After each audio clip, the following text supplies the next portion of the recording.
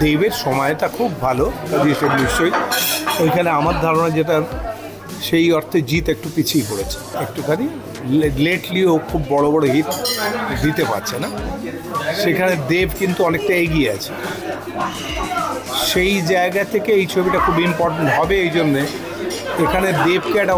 অন্য রকমের একটা ক্রিয়েটিভিটির মধ্যে দেখবে অসম্ভব সুন্দর একটা চেয়ারে দেখবে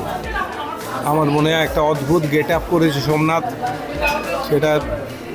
এখন করলে আরও ভালো হতো 9 বছর আগে যা করেছিল আমার ধারণা এখন করলে আরও ব্রিলিয়েন্ট হতে পারতো এখন অনেক ইমপ্রুভ করে গেছে আরও কিন্তু সেটাই যেটা করেছে সেটাই দুর্ধর্ষ লেগেছে আমার